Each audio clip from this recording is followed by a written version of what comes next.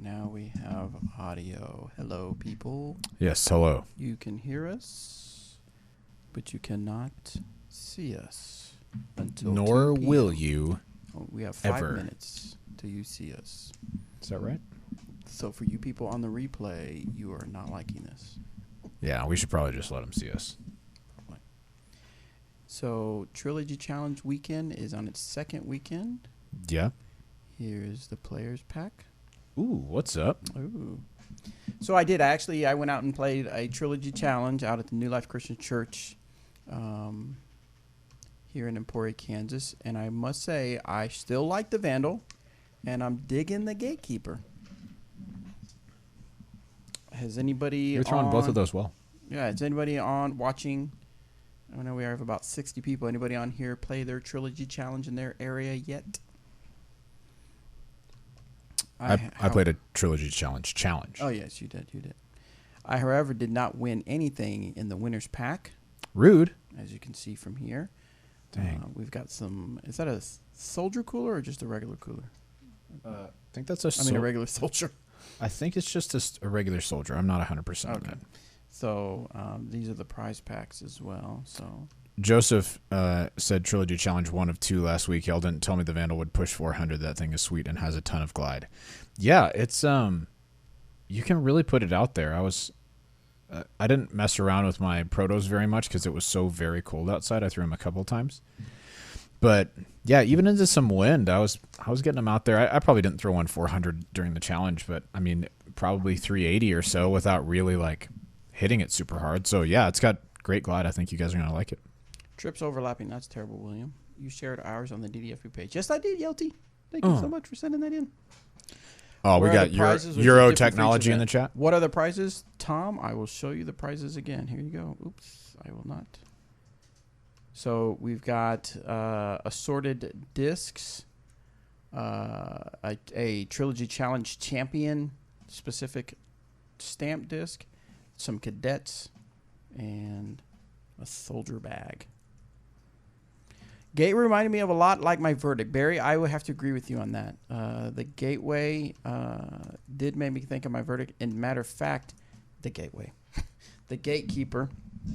I was playing the tech college here in town, and I had forgotten that I had lost my verdict in the water, and I only had my Gatekeeper with me, and I threw my Gatekeeper a couple times normally when I would throw in the verdict. Oh, yeah? Yeah. It was holding really nicely for you. Yeah. Super straight, nice solid left finish. Played mine in Corvallis, Oregon. Corvallis. Hey, there you go.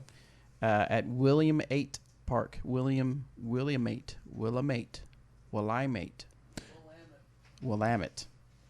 Park. Hey, Robert, you have any proto guards you don't want? I doubt it. Nope, sold them to Eric Oakley on accident. On accident?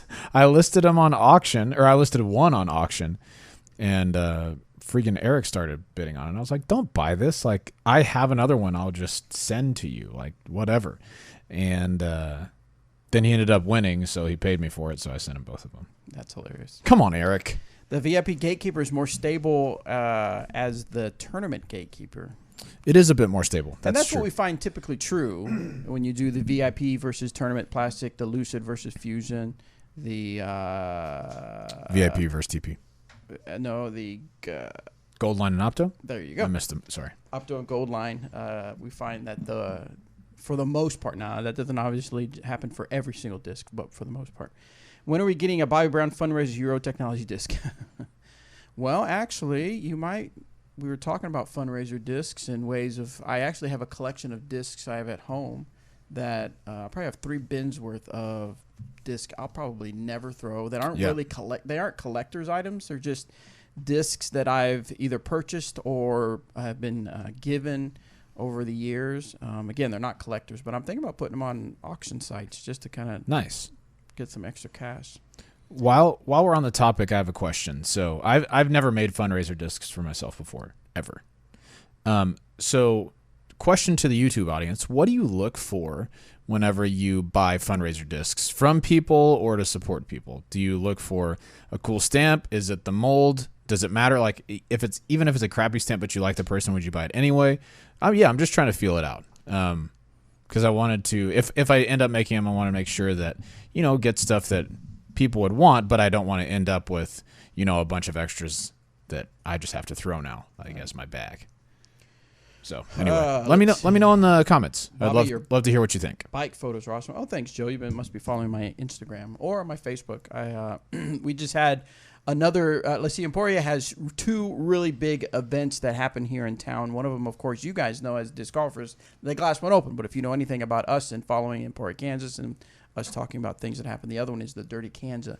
And I've heard anywhere from 2,500 to 3,000 riders came in to ride in this gravel grinder, they call it, a test of your fortitude for sure. But they have events all the way from 25 miles up to 350 miles. That is insane. Yeah, it's wild. They start. We went out on Friday to check out the vendor village and everything, and they said they're sending some people off, and I was like, I thought the race started on Saturday.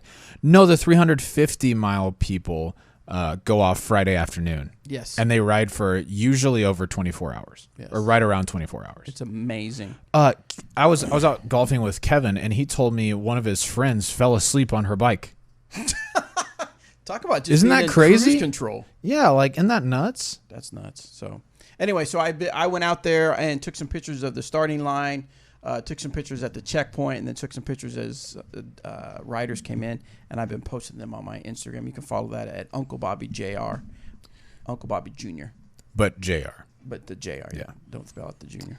And you can follow not any of that stuff, but just my disc golf adventures. Donkeys. Yeah, you'll see Lorelai and Caroline at J. Robert McCall on Instagram. By the way, we did a scavenger hunt, an internet scavenger hunt on the Facebook group, and not very many people joined in. I don't know if maybe you guys got scared. They either got scared or maybe didn't see it because of Facebook algorithm, or maybe it was just too hard. Maybe I need to make it a little more simple. But I've got discs I want to give away.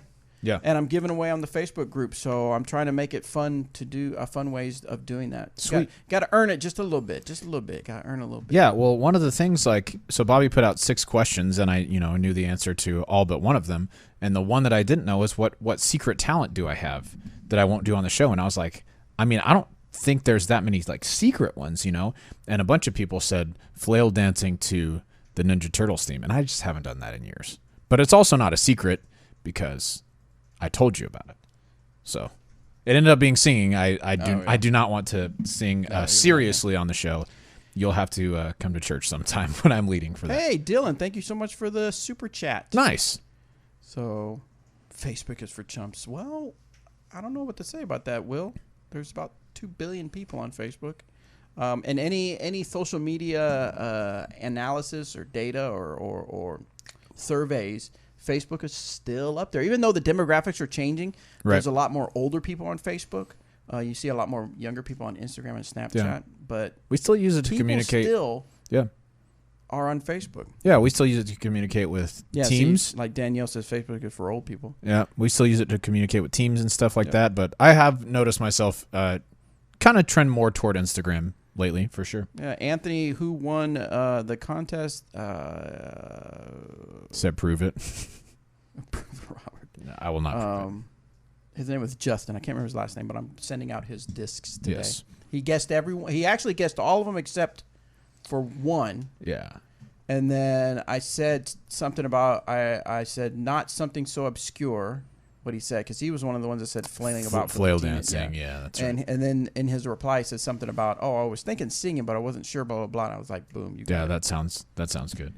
Thank you for your responses in the chat about fundraiser discs. I will take them into consideration, and if it ends up being something that I do, I can almost guarantee you guys will be some of the first ones to know. Thank you. Tuesday's the best talking to. Hey, Wes Wilson, thank you. You guys have earned my free monthly super chat. Thank you. I didn't know you got a free monthly super chat. Yeah, I think for a while they give it to help kind of promote super chat. If you're a user of Facebook, nice. They've been Cool. giving out super chat. So if you've got one sitting there and you want to give it to us, we love it. And you're thinking this is just like Twitch Prime.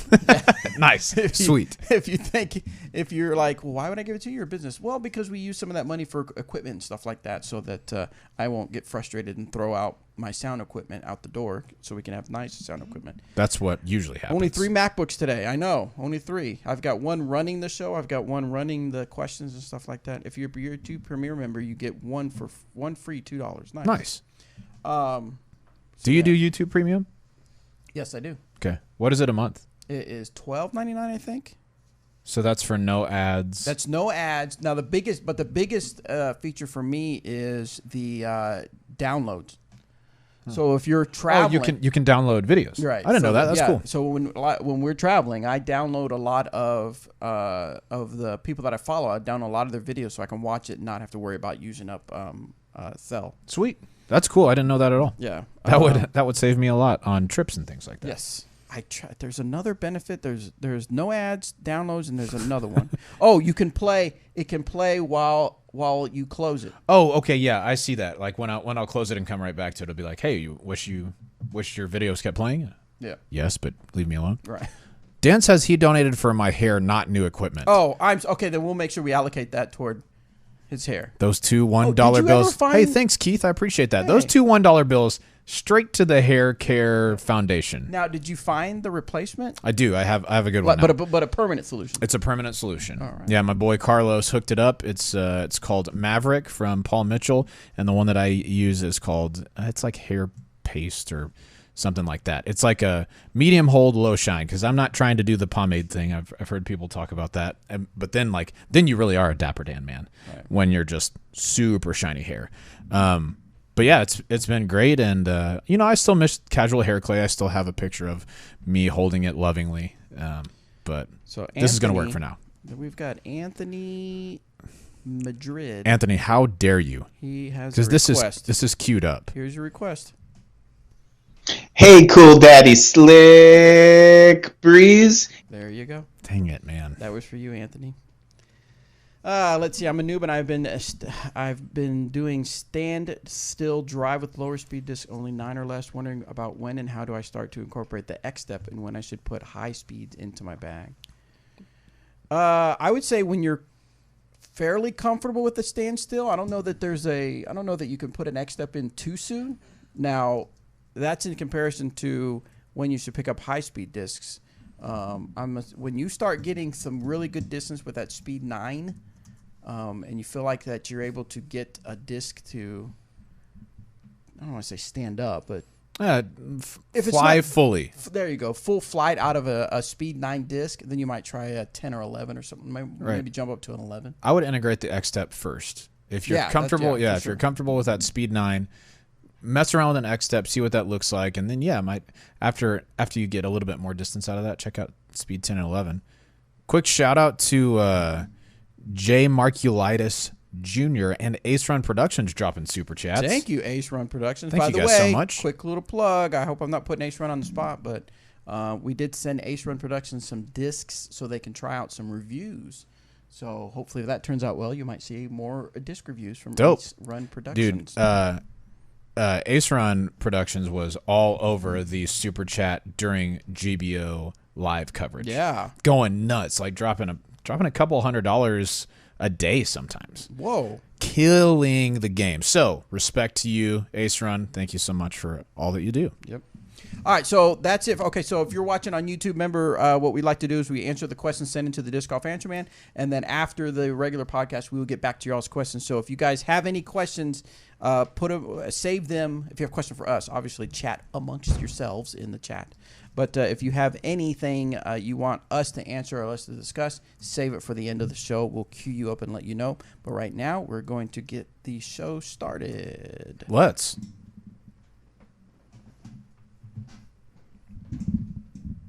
Hey everybody, welcome to this episode of the Disc Golf Answer Man. I am Bobby Cool Daddy Slick Breeze.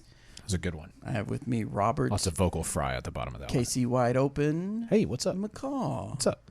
So this past weekend, I played a little disc golf. I played a trilogy challenge. Nice. And then I actually went out and played with me and Sebastian. Went and played 9 holes out at the Flint Hills Tech College course. You took home the W on that one. I took home the W on that one for sure. Sebastian gave me a little run for my money, but in fact, he just ran away. I think it was about hole 7. Then he finally gave up. He does this. It's the cutest little thing. He'll just kind of look at me, and then he'll just kind of roll on the ground and just kind of like, I'm done. This is it, guys. Yeah, this is all I got. But no, I had a fun weekend of disc golf. But I know, Robert, you did as well because you're practicing for the KC Wide Open. That's right, yeah. I made kind of, I guess it's not a last-minute decision since it's a couple weeks out, but been thinking about playing KC Wide Open for a little bit. I enjoy the Kansas City courses. And yeah, just thought I'd throw my hat in the ring, see how it goes. So that is not this coming weekend, but the following. So on Saturday, I went up to Kansas City with Dixon Jowers, and we played Waterworks. That's the course we play first, and we played twice through Wyandotte County Park. So we'll go practice that next Thursday or something. Nice. Yeah, man. It was fun. It's been so rainy here. I haven't played disc golf a whole lot lately, so it's fun to get back out there.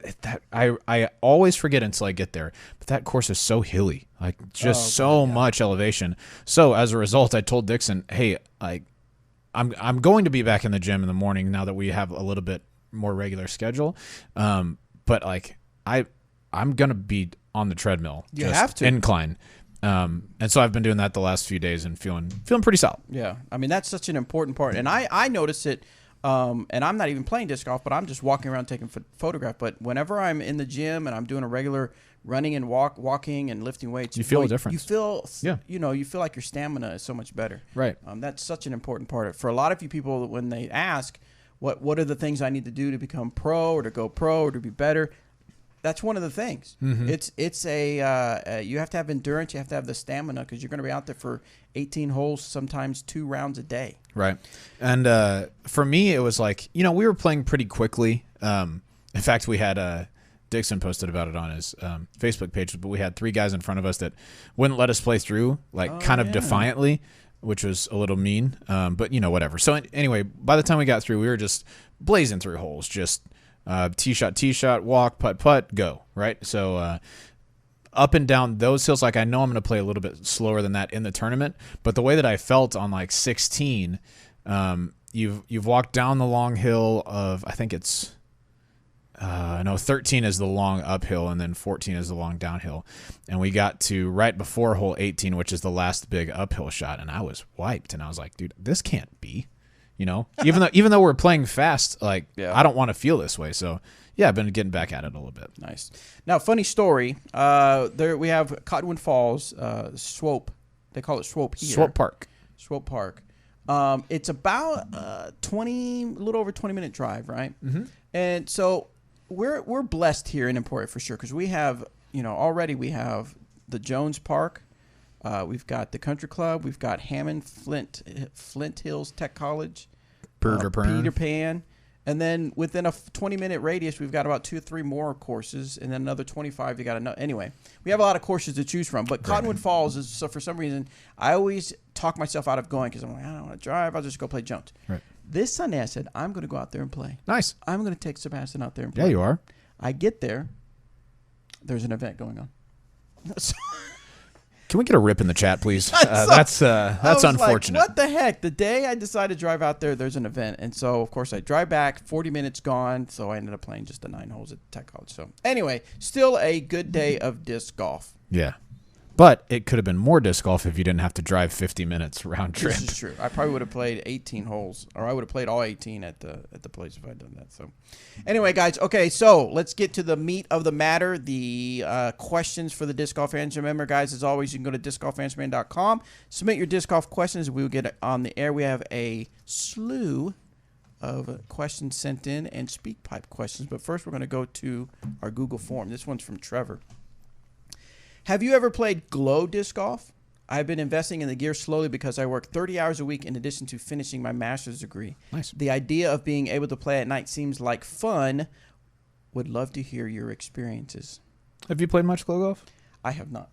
I played a little bit. When I was in college, we were just starting out.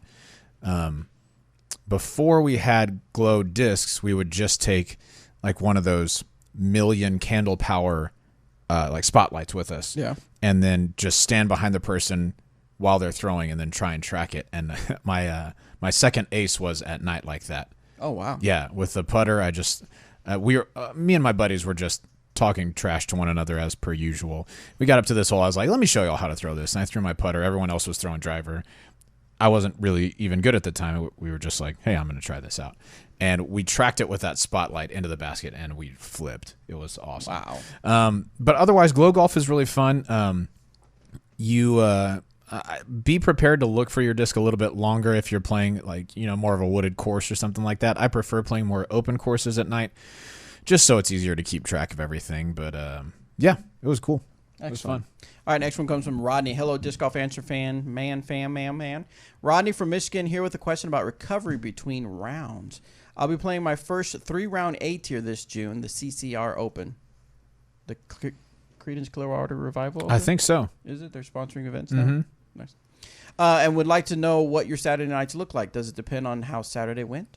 Last time I played a 2-round tourney and then played with friends Sunday, I barely finished the round. Appreciate all you guys do. I feel like we talked about one like this last week. I don't know if it was this specific one, but Rodney, it kind of depends on how the day went. You know, if I played 2 rounds on Saturday and I know I have one more on Sunday, especially if I'm close to the lead or in contention or something like that, I'm gonna make sure I don't.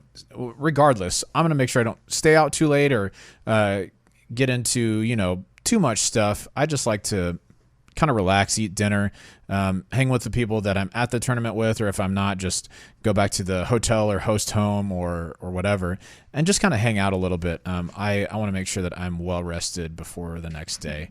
I have made the mistake before of I went to a tournament where one of my old college roommates was, and I stayed with him, and we stayed up super late, just, talking about life and all this stuff. I hadn't seen him in forever. It was awesome to hang out with him, but the next morning I was feeling it. So, I think take it easy, make sure that you are recovering properly.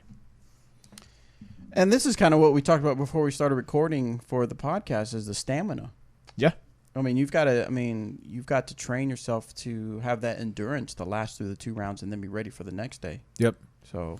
no doubt about it. I would make sure you do. One of the things that I forget to do a lot is stretch after 2 rounds, just to be limber. Because the next morning, in between rounds, sometimes you still kind of feel warm, and so I'll warm up a little bit more, but it's not like your first round. Right. But afterwards, I think it really helps me to stretch out again and loosen up my muscles, so that when I go to bed, I don't feel really tight in the morning. So think about it. All right, Nate, this one we're going to go to Speak Pipe. This one's from G. But I wonder if he's just G or the OG. I think it's just G. It's just G. Okay. Yeah. Nothing original about it. Gotta say, you guys are killing it over there. You're covering anything that a disc golf fanatic such as myself needs to know, wants to hear about, and you guys are doing it with such enthusiasm. But including tacos. I gotta be honest with you guys. You're disappointing me a little bit. There's something that you guys aren't covering, and I don't understand why not. What? Why aren't you guys talking about how amazing Disc Golf Valley is? I'm addicted. Okay. This game covers everything I've ever wanted from a disc golf app/game. It's made me a better disc golfer. I know how to throw better in the wind. When I'm playing those open tournaments and I start getting nervous because I have to make this birdie putt, I'm pushing through. I'm focusing my mental game. It's making me a better disc golfer. It's addictive. It's taken over my life. My girlfriend hates it, but I'm a happier person overall. I just wanted to spread the word. Disc Golf Valley. I do not work for them. I love it. I'm sure you guys love it. Let's get the word out a little bit more and keep doing what you guys are doing. Your boy G from Vancouver, British Columbia. See, it was not OG. It's just G. Just G. So yeah, Disc Golf Valley is a mobile app game that you can get on iPhone and Android. I've seen people play it. I've seen people post videos. I know that Robert has played it and Eric. Yeah. I have yet to play it. Well, I don't know why. Sucks to suck, man. Better get after it. I need to. You don't have enough storage on your phone, huh? No, yeah. All the pictures of riders from the DK. Riders and doggies and Dang stuff. it. Yeah, mostly doggies. Yeah. But yeah. It's fun. I like it. I'm not sure it makes you a better disc golfer. That's very funny. I will say, I'm sure a lot of you in the chat can commiserate with me. I have yet to get a distance driver. I have a light musket, and I throw that some when it's tailwind. And then I have an extra glide explorer, and that's for pretty much everything else. But no recoils just yet. Makes me a little sad. Yeah, you can do tournaments and participate in tournaments, stuff like that. I did see Johannes Hogberg. He is the social media guy over at Latitude 64. He got an ace with a fuse. Yeah, nice. Oh, that was pretty cool. I've aced twice with an Explorer. I think both with an Explorer. Oh, really? Yeah. Yeah, look at me. Yeah, I'm acing on a video game. More aces with an Explorer in the game than I have in real life, so it's something. All right, next one is from Timothy. Hello, DGAM fam. This is Timothy Alanalenko again, and before I ask my question, I've got another question. In one word, how are you guys doing today? Good. Thanks. Next question. Fantastic. Awesome. So anyway, I'm going to have my daughter be born next month, my first child, and I'm super, super... That just sounded weird. I'm going to have my daughter be born. He's choosing. I know. I was going to wait till the winter time, but I'm going to stick with June. Right. I'm going to have her be born then. Excited. And throughout this pregnancy process, I've been thinking it would be really cool for me to get a shirt that has the West Side King logo, and my wife to have a shirt that has the West Side Queen stamp logo, and for my daughter to have a little baby onesie that has the Dynamic Discs prototype logo on it. I like it. I think that'd be super cool. Is that something that you guys would ever sell in the future, or even just the shirts in general with different disc stamps on them? Or is that some kind of a licensing thing that I could get the license to, be it have it printed on a shirt myself? Or should I just do it? I want to hear your thoughts on this, and I think it'd be really cool to have shirts with different stamp logos on them. Anyway, thank you, and have a fantastic rest of your day. Nice, Timothy. Also, foot fault. Go ahead. Foot fault. Just go ahead. Oh, okay. He'll understand when he listens to it. So, first of all, congratulations, Timothy, on the new baby to be. Nursery. What's the word I'm looking for? Onesies, or what is it called? Infant clothes. Yeah, okay. No, there's another word for it. Mm-hmm. Infantry. No, that's. I think it's infantry clothes. No. They look mysteriously like armor. What is it called when it's a baby? It's infant. Is it infant clothes? Yes. Is that what it? Why does it sound weird? I don't know. Newborn. Maybe newborn. Anyway, we used to sell it, but they didn't sell We didn't sell a lot, and so to be able to keep that in stock didn't make a lot of sense. I don't wanna say it, but we have had people in the past like send us their stuff. This says baby clothes. Is that what you're looking for? Baby clothes. I can't remember the word. Oh, baby. That's baby. And we put stuff on there, but I think they've kind of stopped doing that because it got to where we would mess up the clothes because the person hot stamping didn't quite get it right, then we'd have to pay for the clothes. Anyway, it became a little too complicated, so no, I don't think we have that right now.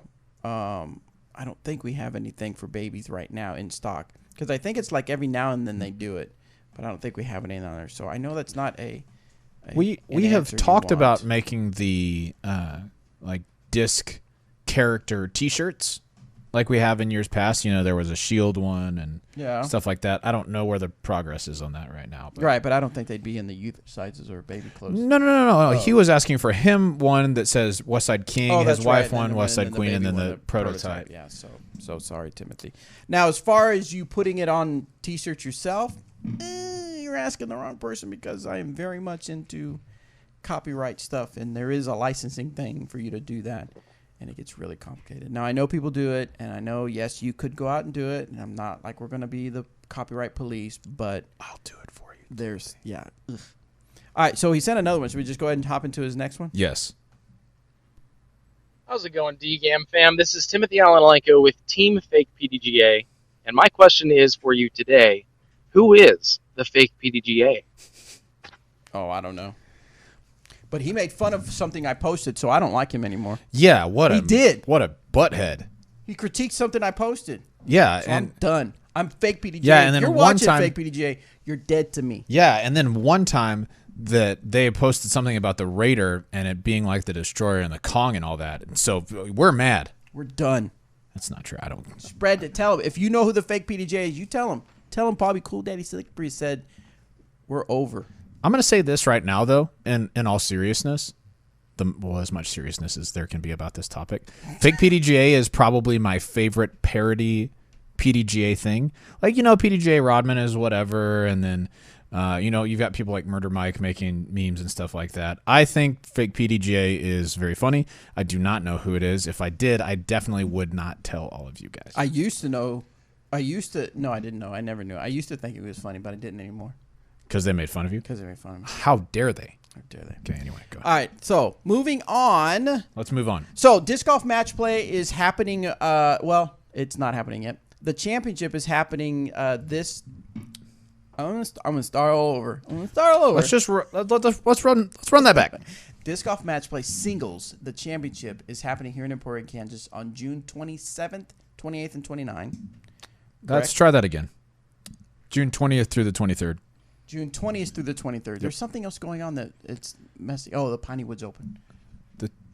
That's in September. That's the end of September. I've got my facts really just the end of June is the Mile High Stadium. Yes, the end of June is the Mile High Stadium. Difficulty. June 20th to 23rd is the Disc Golf Match Play Singles Championships. Make sure you tune into and watch us on social media to know what's going on there. June 29th is the Disc Golf Experience at Mile High Stadium in Denver, Colorado. We are at 481 people signed up, I believe so. Let's make it the even 500. We should. So if you're in the area, make sure you sign up and head out and join us. June 7th is Junior Worlds registration for all invitees for all divisions. Invitees, I have written down. Just kidding. Invitees is June correct. On June 14th, though, any PDJ Junior Amateur can sign up for PDJ Junior Worlds. That's happening here in Emporia, Kansas.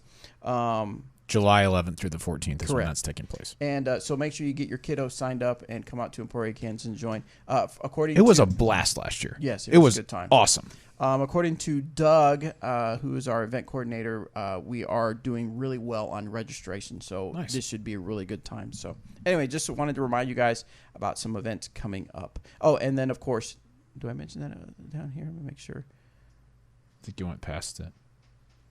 Yeah, we'll talk about that later. Okay. All right, so this next question comes from No Name. They didn't want to put their name. Where should I be training my eye to look when driving or other distance throws? Everything except putting. Should I be looking where I want the disc to go, at the disc, or at my tacos? That's what he said. Or something totally different. I added tacos. Yes. Great question, Mr. No Name. I think this is a very common, maybe not misconception, but mistake that players make is that they think about, all right, here we are out at Jones East Hole 2, right? Big open hyzer.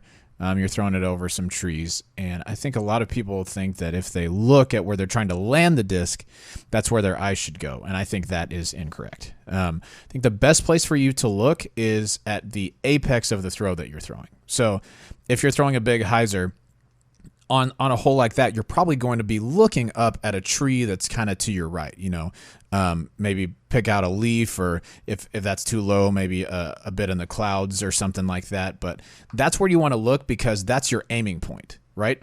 If you're looking at the basket, then you're kind of just guessing where you're aiming, but your aim point always needs to be the apex of the throw. If you're throwing perfectly straight, then yeah, you can just look at your target and throw perfectly straight. On shorter throws, that doesn't come as much into play, especially very, very short straight shots like putter approaches and things. But then the opposite is true if you're throwing an anhyzer. If you're playing that hole 2, instead of looking up to the right for your aiming point, now you're looking up to the left, probably toward the trees on hole 3 or something like that. But yeah, that's where you want to aim, and that's where you want your eyes to go. So if you visualize the curve, where the curve is the highest and farthest out that it's going to be before it starts coming back to the basket, that's your aiming point. Okay, so with that in mind, when are you looking at that? So you walk up to the tee. It's your turn to throw, obviously. You walk up to the tee. You take your breath. You're like, okay, I'm going to aim at that tree. You've picked the tree, right? Yeah. Okay, right? Yeah. Now you're getting ready. Now you're backing up. Right. To start your run up. Yeah. Are you still looking at the tree? I am until I start taking my steps into my throw. Okay, so you take you certainly don't want to keep your eyes on the target the entire time. Right. So you're back. You take your first step. Is your eye still in the tree? For me, probably once I start to turn my shoulders and everything away from the basket, that's when my head will turn away. That's about when you're doing the X part of your other foot. Yeah. And then something like that. You certainly don't want to. I see Danny in the chat. This is correct. Danny, you should be filming. Yeah, cut it out, You're out Danny. Filming. He says you don't want to keep your head forward though. Your reach back should take your eyes off the target, or you might be rounding. Yes, obviously I agree with that. I'm talking about an aiming point, but when you're throwing, you can actually look back at the disc and that sometimes will help you to not round, in fact, because when you reach back, if your head is back here and you watch the disc across your body, if you're rounding, you won't be able to do that because your head will be moving in front of the disc. Okay. So you can watch the disc through, and then once you let it go, just kind of pull your head up. I generally don't like to try and watch the disc the second that it leaves my hand, because that reinforces for me, like trying to lead with my shoulders and my head instead of getting my elbow out there. That kind of looking up early makes me want to round a little bit too much. Gotcha. So yeah, I thought it was interesting. I was watching a clip of was it the memorial that was on the golf?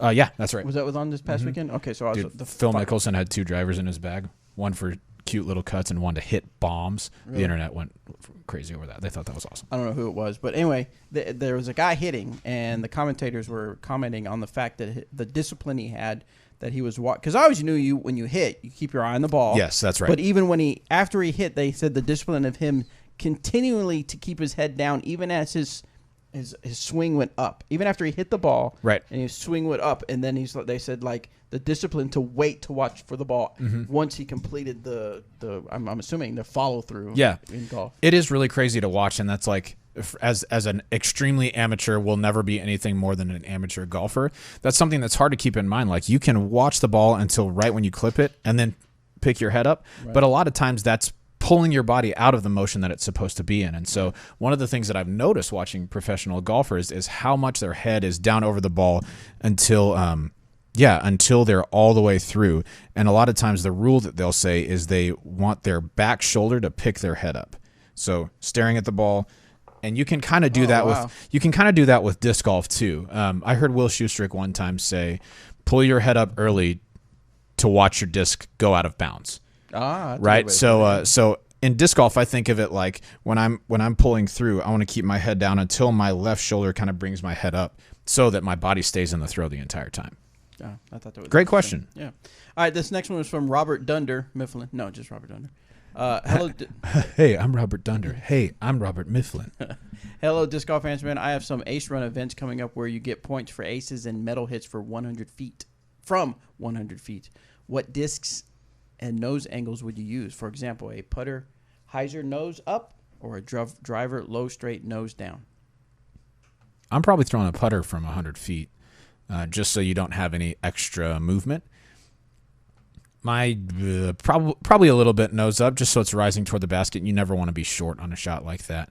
But if it's you get points for aces and metal hits, but you don't get points for birdies, man, throw that thing hard, hit the basket, make it catch. All right, this next one is from Chris. Hey, Disco Phantom team. Easy, Chris. Love the show and everything you do for the sport. Just got 2 questions for you. I was recently teeing into a forested, downhill, and left-turning fairway. As usual for this shot, I threw my Westside Discs VIP Boatman on a hyzer. It flew on line and missed all the trees, which was great, but it unexpectedly landed standing right up on its edge. I couldn't see clearly from the tee, but I presumed it had tombstoned. When I reached my disc, I saw that it had actually landed in a small hole down the side of a rock and was sitting right up against it. If it had flown an extra inch forward, it would have hit the rock and skipped, and if it was shorter by an inch, it would have hit the dirt and spun away. When I picked the disc up after my putt, I realized it had loads of scratches with 2 pretty deep gouges on just one side of the rim from hitting the rock as it landed. My first question, before I take it to the field to test, how can I expect the disc will now perform?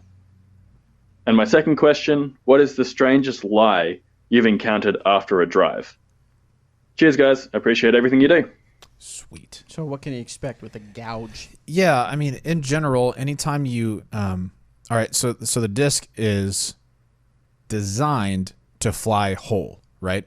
The way that it's designed, it's going to be perfect until the first time it's thrown, as perfect as it can. Right. After it starts hitting the ground, even if it just hits grass, it's just going to start taking just a little bit off of the plastic. Probably not even a noticeable amount, right? I mean, really, really, really minuscule stuff. But when you hit a tree or hit a rock or something, it brings a little bit more off of it. generally when discs lose mass in that sort of way, and not like a uniform way, but in a scuff sort of way, it generally makes them a little bit more understable. Doesn't mean that they are totally broken. I've seen some discs with huge chunks and chips that are awesome and that did exactly what their owner wanted them to do. But yeah, I mean, I think you're probably going to see a slight more bit of turn on a disc like that. The craziest lie that I've ever had, I was playing a course in Houston. It was like the summer I started playing, so I was wearing Chacos, and I had like 4 discs, and it was awesome. And I threw a disc that wedged into a tree, like kind of a V tree, just almost tacoed all the way in. Yeah, it was kind of crazy to look at. That's probably my craziest one so far. What about yours? You got one? I don't know that I got a crazy one. Is it one that I threw or I've just seen? Yeah, just seen is fine. I mean, I've always think it's kind of like luck or whatever that when someone throws and there's like a sewer.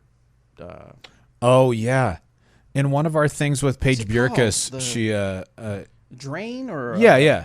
And one of our shots or videos with Paige Bjerkes, one of the dynamic duels, she threw a judge that went longer than she is tall into the pipe. Right. I just always think it's crazy how that you just happen to get right in that little hole and then of course sometimes it goes way down there. Yes. Just from the momentum. All right, next one is from Kevin. I was playing a tournament a few months back. Woohoo for Florida. Woohoo for Florida weather. We came up to a hole that didn't have any OB listed. Okay. Great. However, there was a bridge dock getting worked on that had caution tape, and it said, "Do not enter under construction." Is that considered OB because those are the park rules, or is it considered to be safe since it was never listed in the OB rules or the players' meeting? Thanks for all you do. Wow. That's it's a difficult one. I would say if it was safe. If it was safe to play both ways, I would say play it both ways and go ask the tournament director. If it's very clearly unsafe, like if there's stuff hanging way overhead that could easily fall, or you're having to stand on really shaky ground, I would just play it as if it was OB and then ask the tournament director after that. Absolutely. Safety is number one in that situation. You don't ever want to get in that spot where you're just something's falling on you or you're falling. That's not good. One word. Provisional. If you're not sure, it's the most elegant rule in disc golf. Yes, provisional. If you're not sure about a rules calling, there's no need to argue about it. There's no need to just call. Make sure you have to say it so that all the other cards, call not provisional. all of them, play it but out at least both ways. one other person hears and say, "I'm going to play a provisional," and then you can discuss it later on. But that would be an interesting situation because what if it's not safe? Yeah, I mean that would be kind of especially in a construction zone. Yes. All right, next one is from Jared. I was watching Joe Mez coverage from Nick Hyde. While watching the final round for the FPO, I noticed something that was interesting, so I thought I would ask your thoughts. On hole 7, Katrina Allen went to tap out her putt from about 5 to 6 feet. Okay. She obviously made her easy tap in, but she had her hand on her umbrella while it was touching the ground, like a cane. Okay. She obviously didn't need it for balance, but it looked like she could have used it for balance. Is that allowed? Didn't this come up, or maybe something similar on other coverage? Maybe so. I don't remember this one. I do know that when you're getting ready to putt and throw, that you can't use any of your surroundings for balance like that, like to hold you upright. So, let's say you're playing in the woods and your disc is just in front of a tree. If you get your foot in behind the tree somehow, you can't hook your arm around the tree to hold yourself up. Something like that, I think it would come down to motive. If she was trying to balance, like say it was on a really muddy slope and she walked up and stuck her umbrella in the ground really hard and then tapped out, there's probably a problem with that. But since she clearly wasn't trying to do that, she was just walking up to her putt, I wouldn't have done anything at that time. There you go. Isn't there something to do with where the thing is positioned? Like if it's in front of you or behind you. What do you mean? Like an obstacle? Yeah, no, like. Are you talking about dead and unattached things? No. Okay. I thought there was something with if you had an umbrella and you're holding it in front of you, and maybe I'm thinking something. Maybe I'm confusing. I don't remember that. You also have to be careful in your tree scenario. Also, that even not just putting your arm around the tree, but like even if you're precariously positioned, you can't lean on that tree. Correct. You have to show that you're not using the tree as any way of balancing you. Yes, correct. I could have sworn there's something with the... Maybe not. Maybe not. All right, let's move on to Speak Pipe. We got one from Ron, our boy Ron. Let's see what Ron has to say. Hello, Robert, the voice, McCall, Eric, the truth, McCabe, and Bobby. Cool, that is Slick Breeze. This is Ron, the Bald Viking from Mount Valley, Kansas. Slick Breeze. And first I want to comment on Eric Oakley. I am impressed with him and his ability to impart knowledge on the viewer. I take in a lot of videos on YouTube, especially the Dynamic Discs videos, and he's just well-spoken. He interviews well, and his instructional videos are done well, and he's just a great ambassador for the sport of disc golf, and kudos to Dynamic Discs for having him as part of their team. Nice. Second, I will be making my first trip to Emporia next weekend to play in the Double Down in E-Town. I bring my 827 rating after one event, and I see Anthony's also registered to play that event. So I just want to say, Anthony, if you see a slightly chubby guy wearing something purple, Skull Vikings, with a stupid looking grin on his face approaching you, do not be alarmed. It is just me. Lastly, I downloaded the app Disc Golf Valley done by Latitude 64, and I've been playing the heck out of it, especially when it's raining and I'm not feeling well. And my favorite disc golf course is covered in water as it was last week. And I just want to know if you guys have tried it, and what do you think? And that's all I have. You guys just keep doing what you're doing, grow the sport, and keep it real. Can I tell you just really quick how discouraging it is to have Ron call in and call me the voice? That dude's voice is like, come on, man. You are the voice. He's the voice. I'll just sit here and call you the voice. So, yeah, as we mentioned earlier, Disc Golf Valley, Robert has played it, Eric has played it by... we haven't even mentioned that Eric's not here. Yeah, he's gone. Have you guys noticed that? He decided that he didn't want to be on the show anymore. Yeah, right. He is out doing his thing, which is designing courses. I don't even know if we can say or not where he's at. Probably shouldn't. But even if we could, I don't remember. He is north and east of here. All right. There you go. Yes, the Disc Golf Valley app, we talked about that. I'm going to, that's it, tonight. Tonight I'm actually grilling out, so maybe while the meat is grilling. I'm interested. You want? I got steaks. I might go to the meat market, get something to throw on. I need to go buy Fanisos and get something. Yeah, you sure do. But I went ahead and bought it's a cheap one. It was like $20, but you don't need a fancy grill. I mean, fancy grills are nice. Oh, chill. But you don't need a fancy grill. Oh. I just got me a 17.5-inch grill. Its claim to fame is you can cook 16 burgers on it at one time. Prove it. So, but anyway, I'm going to download the app and I'm going to play it while my meat is grilling. Nice. I dig it. So, Anthony, Ron called in. He's the guy with the incredibly deep, low voice. And he said he saw you're signed up for the tournament this coming weekend. So he said if you see, his words, a slightly chubby guy wearing something purple, he said Skull Vikings, approaching you, don't be alarmed. It's just Ron. I'm just naturally off put. Yeah, that's right. That's right. It's this weekend? Yeah. It's Saturday. Where is it at? West, right? Yeah. Why am I not playing? Oh, I'll be out. Because of the thing. Oh, that's right. Are you not going to the thing? Not Saturday. You should come out for s'mores at night. We're doing a little, like, a company thing at the lake. That's because it's not s'mores. It's the samosas. It's s'mores. Do you think they have any s'mores? Do you think they have s'more? You're welcome. All right. Costume party. Back to that's the the Diwali episode. Go. Okay. Diwali. What? I can't remember. You said it was a costume party. I know, but there was something so bad. Oh, because at the end he sings that song, Diwali. Yeah. Okay, so disc golf match play doubles. More disc golf match play action. Let's see. Let's go over a few little specifics so you can be ready to go. Who is eligible? Current PDJ members. Disc golfers rated 9. Disc golfers. Can you tell that here's my problem is a lot of times I'm looking ahead of your brain the gets words too far in front of you before I'm out of my mouth.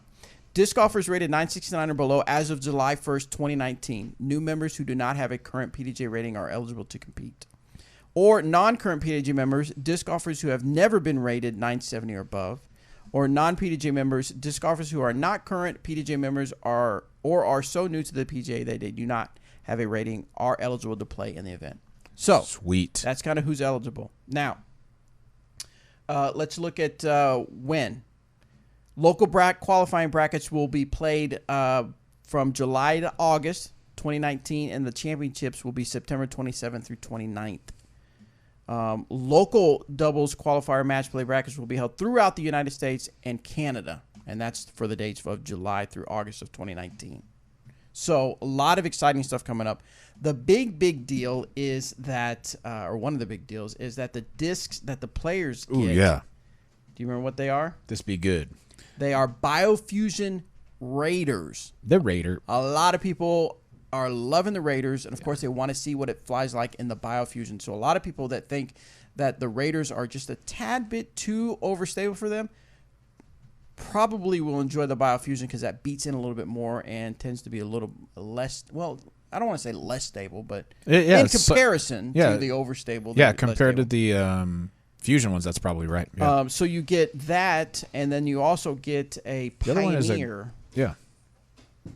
Where did I see that? You get a Gold Burst Pioneer, and that comes in the team pack. Sweet. So, huh? Bio-Raider?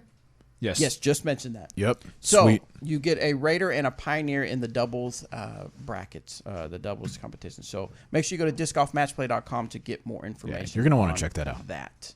Cool? All right, we have another question from No Name. I got a couple more minutes for a few more questions here. When will we see the anvil in the BT plastics? Soon or ever? I feel like a BT anvil would be a great approach to this that grabs the ground better than the premium plastics while also beating in straighter sooner.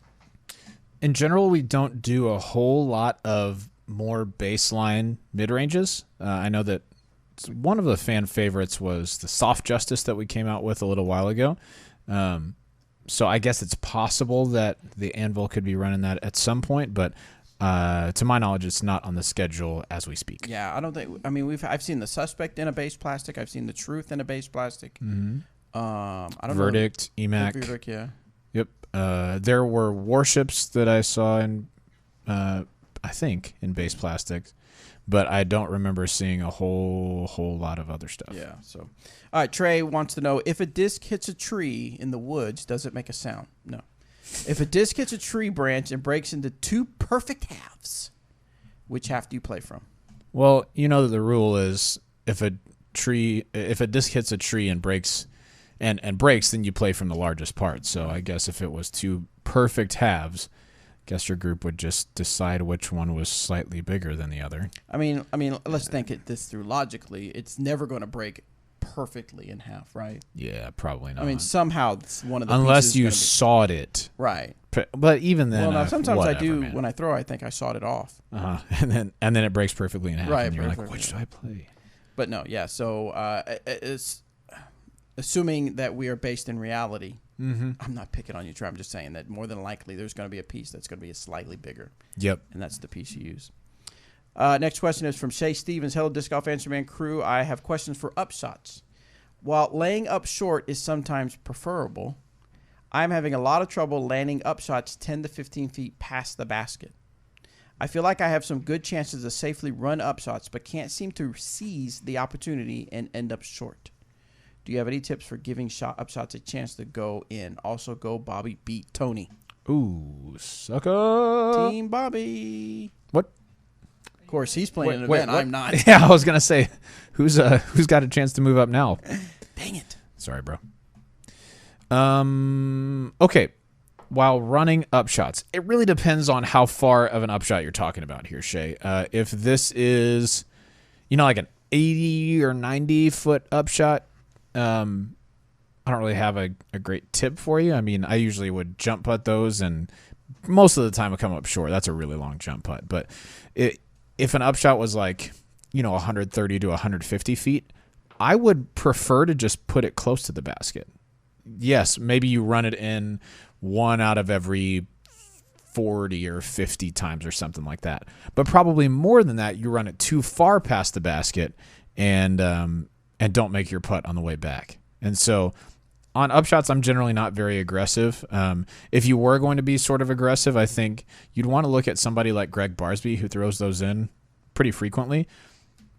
And kind of the way he does it is it's a slightly nose up flight with just like a soft hyzer to come into the basket. So I would also say, you know, if you're committed to running it, pick your aiming point a little bit behind the basket so that you can convince yourself you need to get it as far enough to make it. But strategically, I'm not sure it's the best play to run every 150 footer unless there's like a great backstop behind it, you know.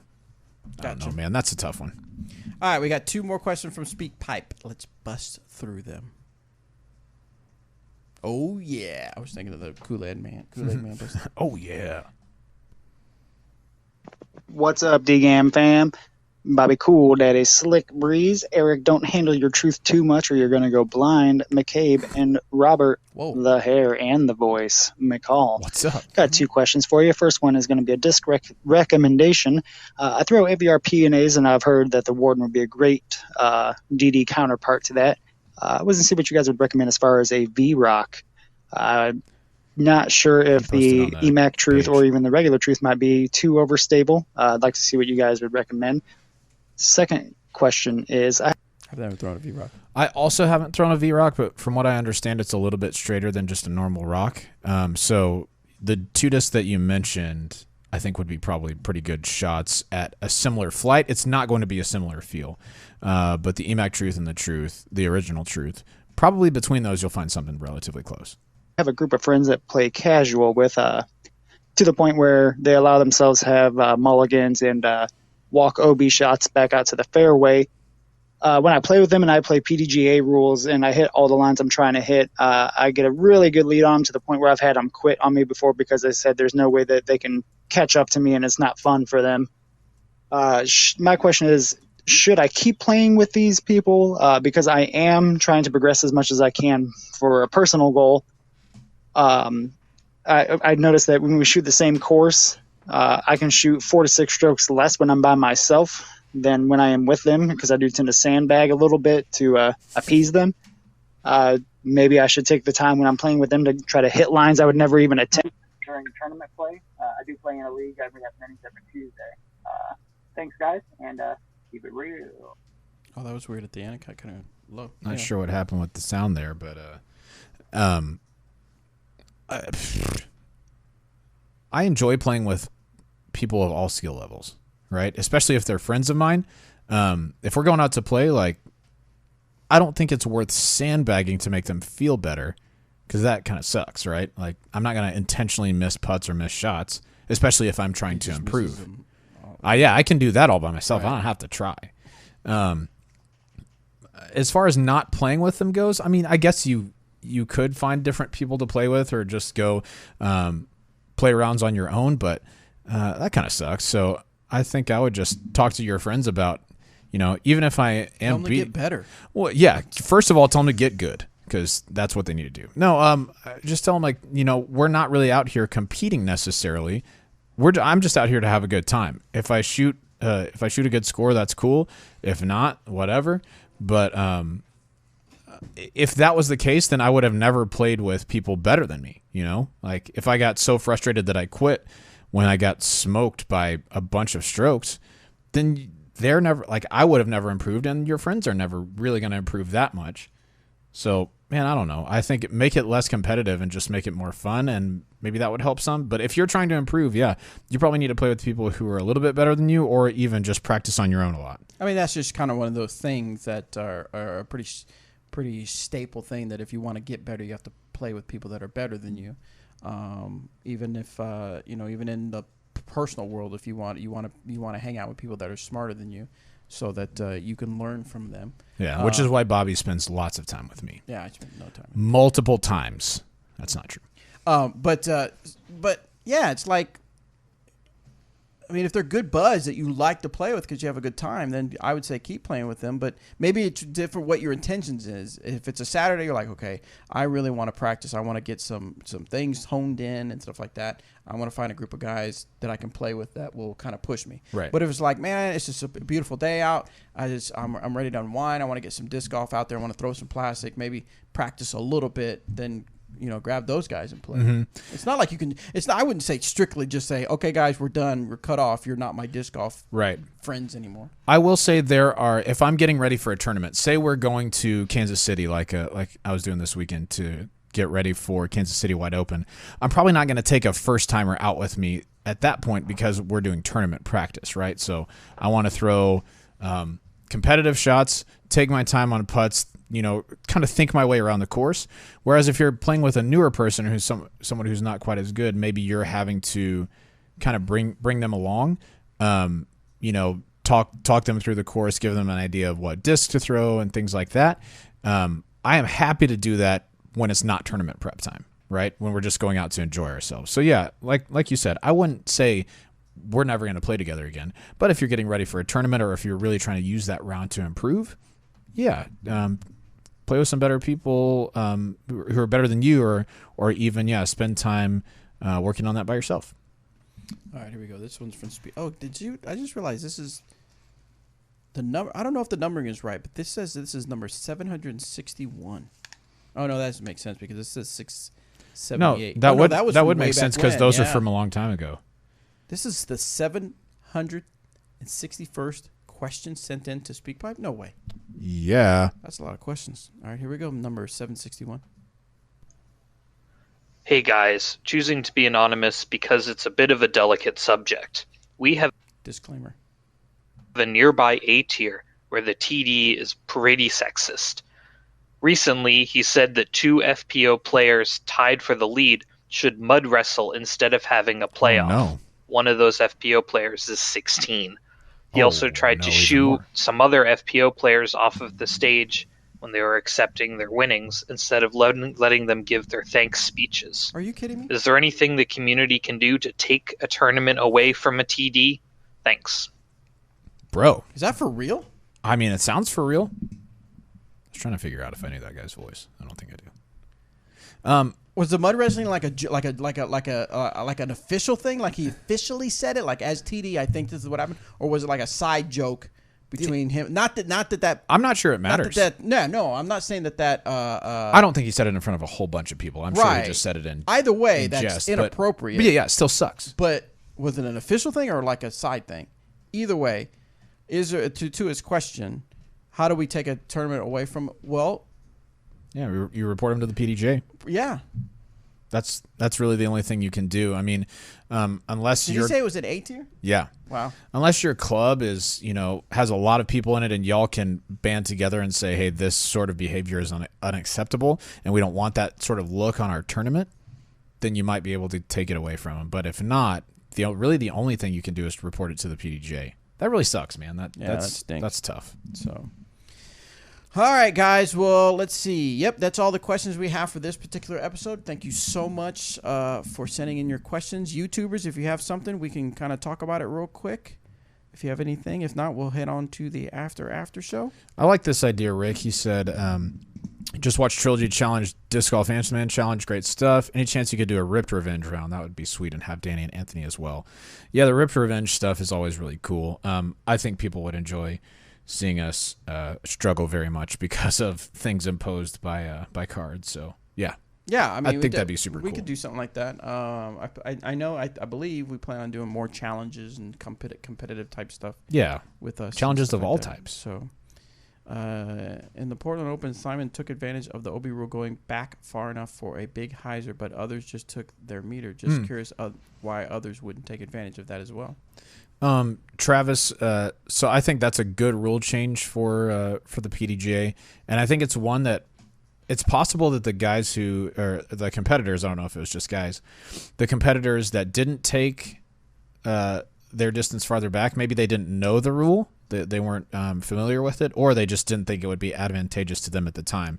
I had to do that when I played that King of the Canyons tournament in Illinois after going OB, I had to take probably like, I don't know, 50 feet off of the water that I went into just to get some sort of angle into the green.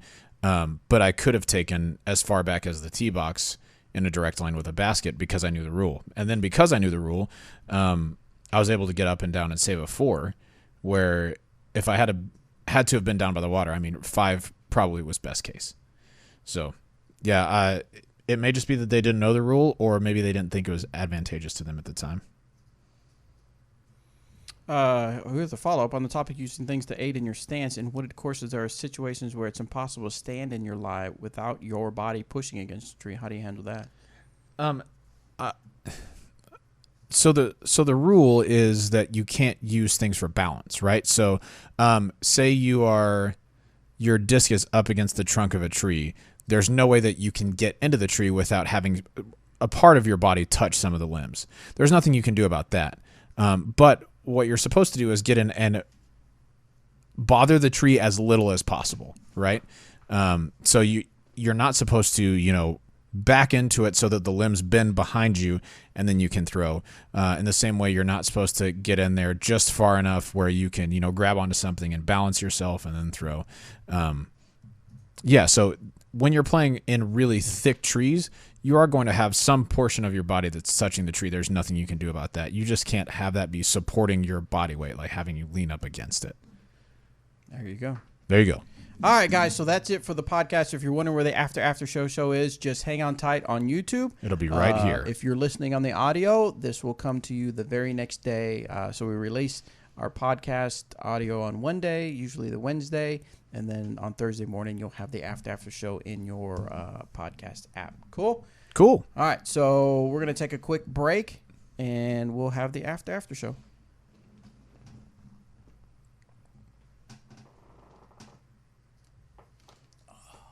We are still live, so be careful. Okay. Did you have to go do something or anything? No, I'm good. Oh, okay. Can we turn this back on? Yeah. Let me turn off this recording. Stop. We are staying live. Good. Go. Ready? Yep. And record.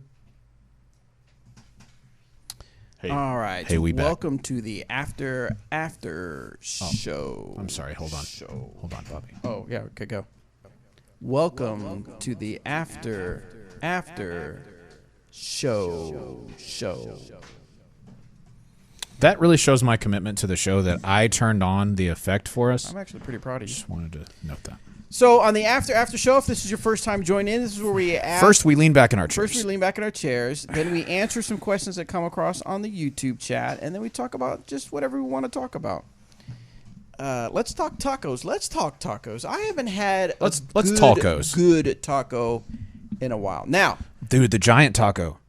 The giant taco that someone posted on the Facebook group was huge. Now, to me, it looked just like a strategically shaped taco salad. I mean, let's be real. That has a taco shell. Yeah. It was just shaped like a taco. But it did look very good. So,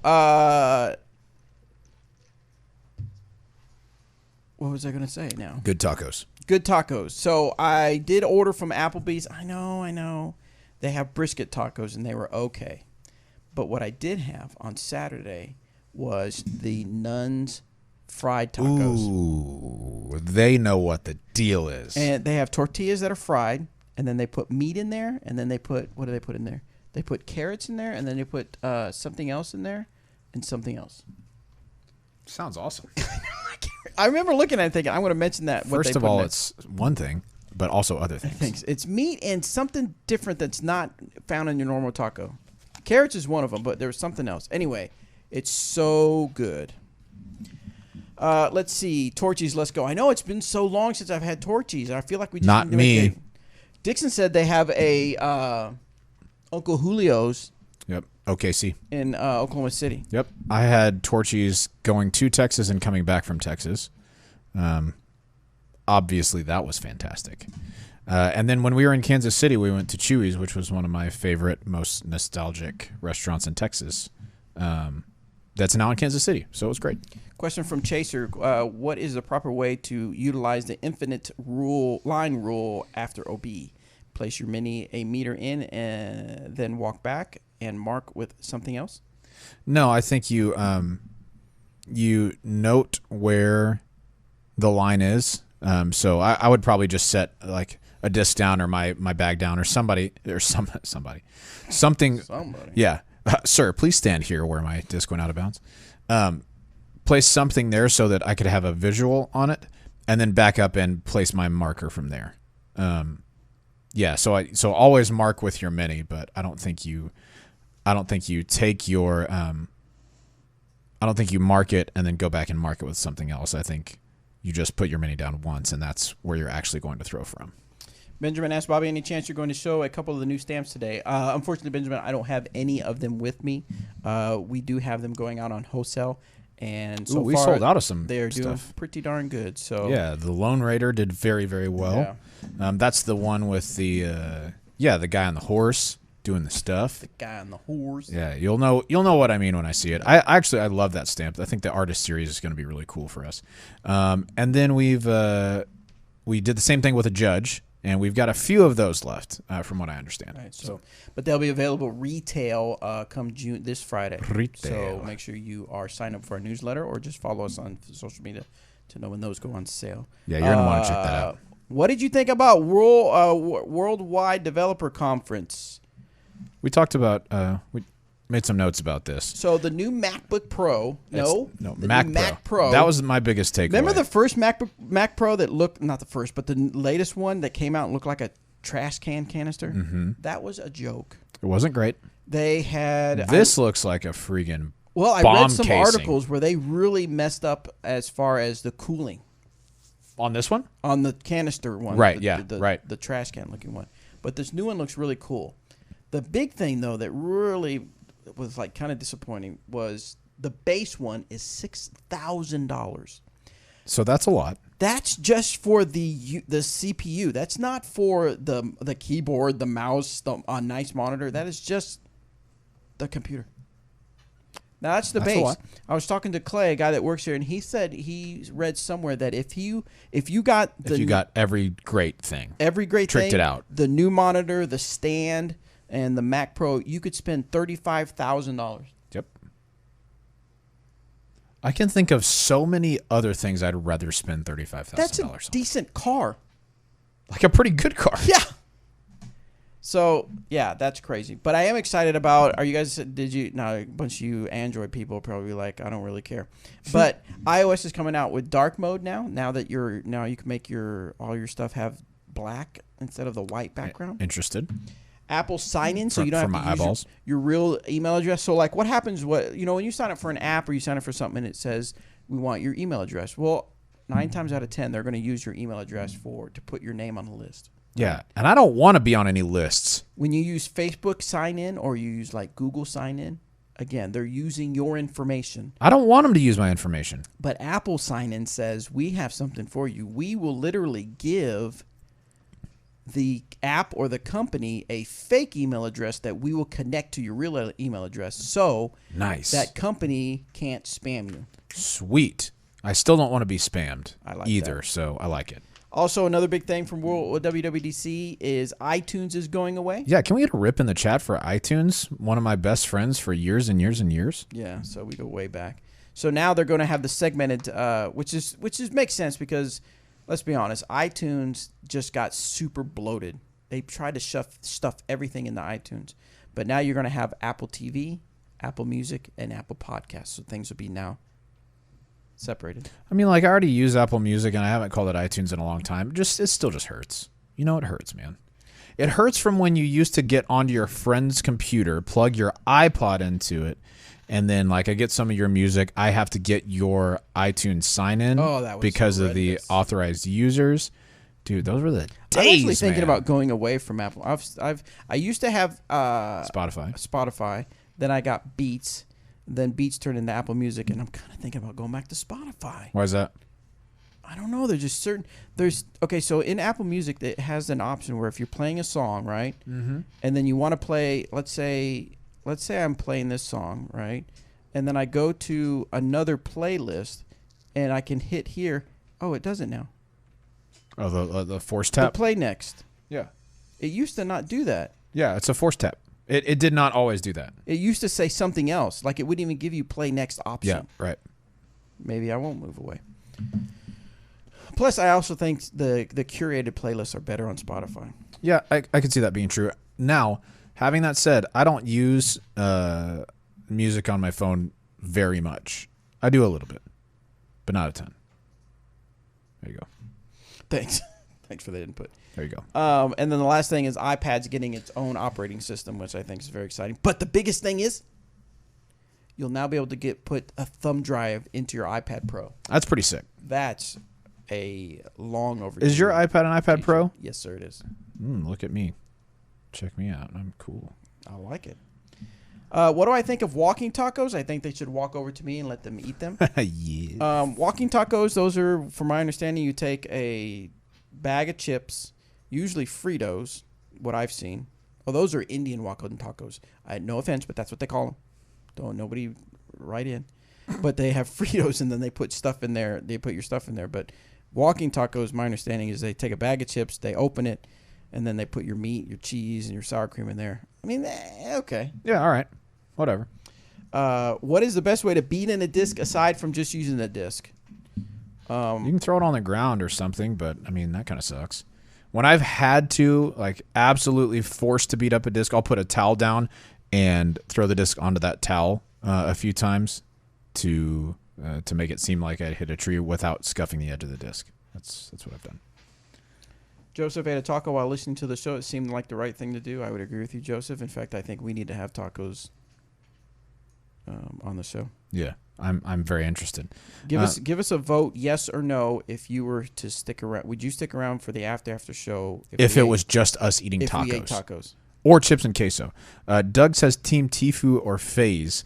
I don't feel like I know enough about the whole situation to really pass judgment on it. I would say Tfue signed the contract, so he's legally obligated to do what it says.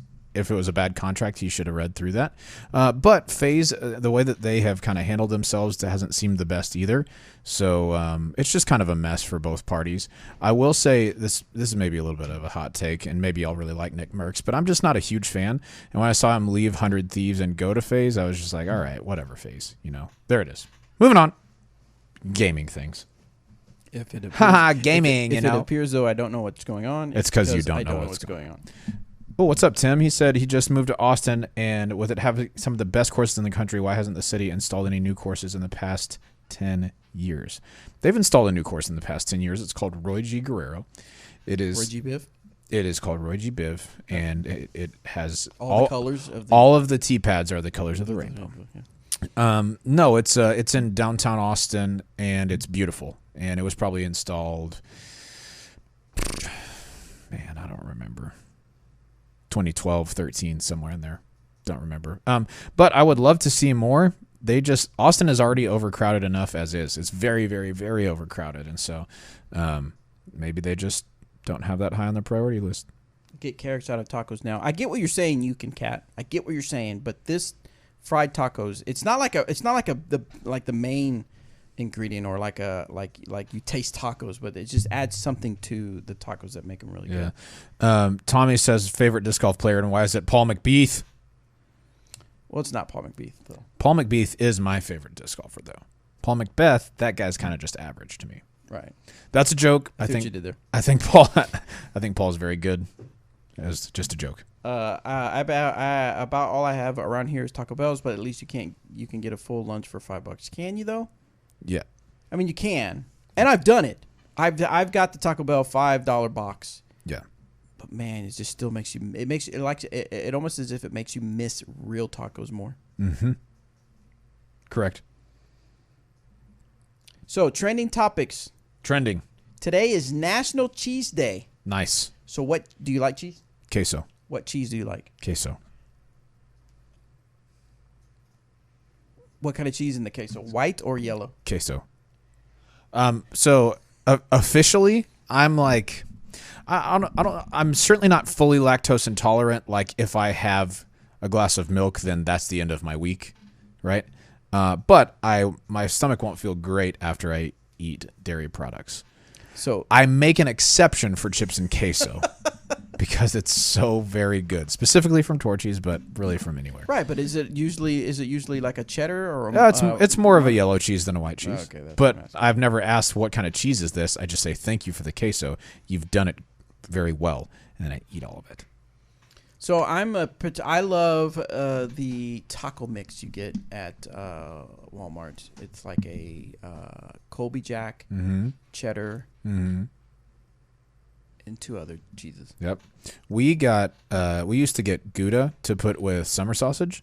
I like Gouda. It's nice and smoky flavor. If I'm getting cheese on a sandwich, I'll usually get pepper jack cheese. I like that very much. There you go.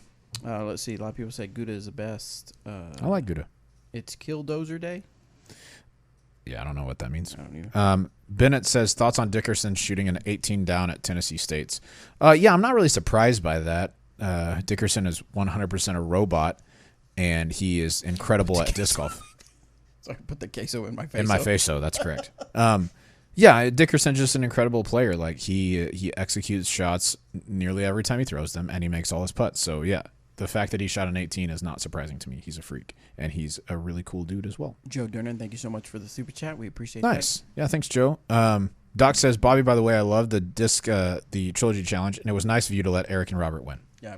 I mean, I do it for continuity.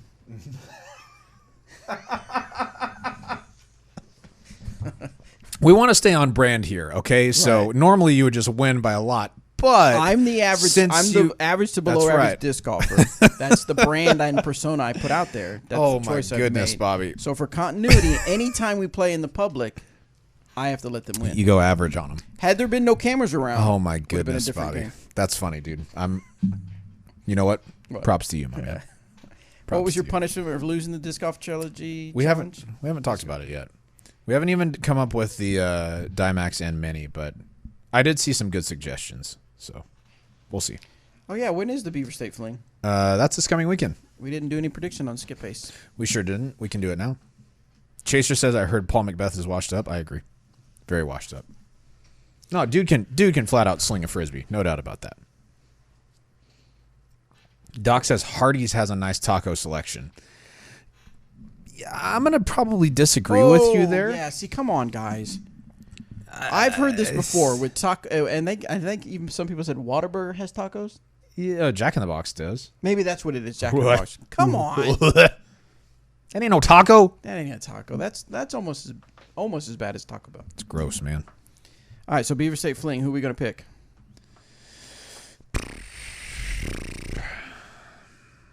Do you even know who's playing? Well, I mean, nearly everybody's playing. It's a national tour. Have you heard of Beaver State Fling? I have. I desperately want to make it up to Beaver State Fling one of these years. I have never been to Oregon, and I've always wanted to play Milo because it just looks beautiful. So yeah, it looks like anybody is. Oh yeah, there. I mean it's a national tour. You're gonna have the best of the best out there.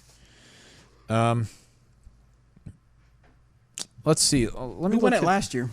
Let me look at who. Real quick, Mr. Drew, who all from DD Family is coming to Denver? It's going to be myself, Robert, yes, Yellow, Jeremy, Doug Bjerkus. I believe Anthony's going. I think Eric and Paige Bjerkus are going. Yeah, definitely Paige Bjerkus is going to be there. It's going to be a smaller crew than normal, just because of the driving distance. Well, and they've got a huge volunteer. Oh yeah, they got force a great disc in golf scene Denver. out there. Yeah. All right, let's take a look here. Doc Zen says he'll fight you over Hardee's. I'm sorry, but a taco from a Hardee's? You kind of hate to see it. I mean, I'd eat it. Yeah, Eagle. But I'm not going to be all like, tacos from Hardee's. Eagle won Beaver State Fling last year. Eagle did? It was a national tour. Paul Ulibarri, second place. Kevin Jones, Double G, tying for third. Double G got his first national tour win at Masters Cup. Congratulations to him. Big tie for fifth place. Simon Lazat, Drew Gibson, Chandler Fry, Ricky Wysocki, Scott Withers. Scott Withers, do not sleep on that guy. He's very, very good. Should we go ahead and put him in there as our dark horse? Yeah, he could be our dark horse. Or somebody like a Dustin Keegan. He's been playing great this year. He finished 13th there last year, tied for 13th. Well, I can only pick one. Actually, I could pick two. Oh, you're doing it on Skip Ace. Yeah. Oh, okay. Man, this is a tough one. This is a very tough one. I think, man, I don't know. This is crazy because it felt like in years past it was just Paul or Ricky. Who's it going to be this weekend? And now like Paul could win this, Ricky could, Eagle could. You could see somebody like Sexton do it. You could see, I mean, Drew won, I guess 2 weekends now. So I don't know. It's just kind of crazy how much parity there is at the top now, which is really cool. That's a good speech. Now tell me what you want for picks. Well, why don't you pick then? I'm going to pick Dustin. Okay, pick Dustin. Is he on? He's not even on here. Yes, he is. 10-19. Oh, okay. Sorry. Where? You literally scrolled over him twice in the time we were talking about that. It's almost as if I do this stuff on purpose. Yeah, almost as if. Zach Melton played well there last year. I know he had some wrist issues at Tennessee State, so I know that he's still flying out there and he's going to play. Don't know what the status of his wrist is. I would say I think Eagles got a good shot at it. Okay, I think he's going to be hungry after losing that playoff. Like regular hungry or vegan hungry? Vegan hungry. So just messing with you. Yeah, he's gonna eat lots of snap peas and then get ready to throw. Eagle's a good guy. He is. Let's see who else would be because we've kind of used some points now. We gotta. Yeah, we've used about 2,069 points. Okay. So let me get back over here real quick, just a second. What are y'all's picks on YouTube? Give us some hints of what you think who should we pick. No Paul this weekend. We don't have torches in between plays. No Paul. Danny's stash is legendary. Needs to be a stamp on a getaway or warden. I took a picture of a guy, a bike rider at the DK that had like goals, #goals for Danny. It looked good. It looked pretty cool. All right, let's see. Aaron Oakley is not related to Tina or Eric. No, she's not. All right. I'm going to stick with my boy Calvin Heimberg. I think Calvin's going to have a good weekend. Calvin Heimberg? Yes. Anthony says he's going to pick Dion.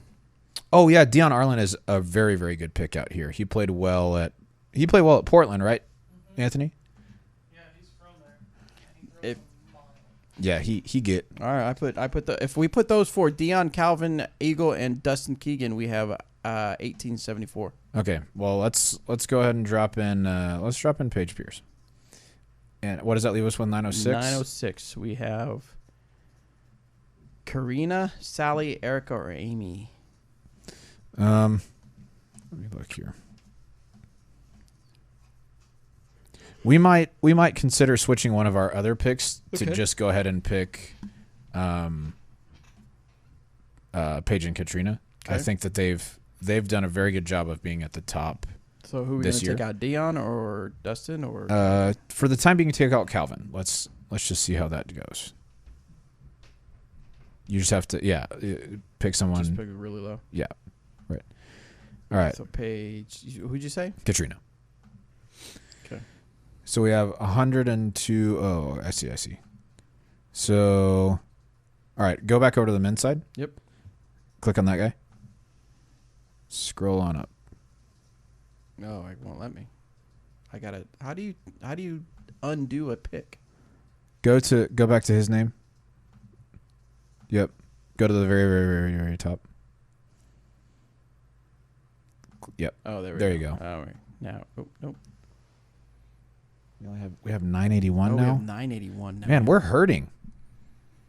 All right, take Eagle out. Take Eagle out. Oh no.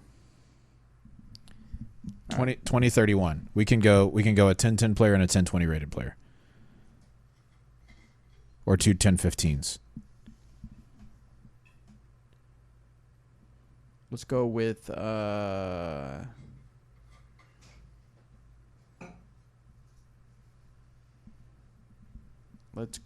this is probably really boring for audio people. Yeah, probably so. So we're trying to pick our picks for skip ace, so bear with us. Let's go with in fact I'll edit this out so when we come back you'll hear us talking. Yes.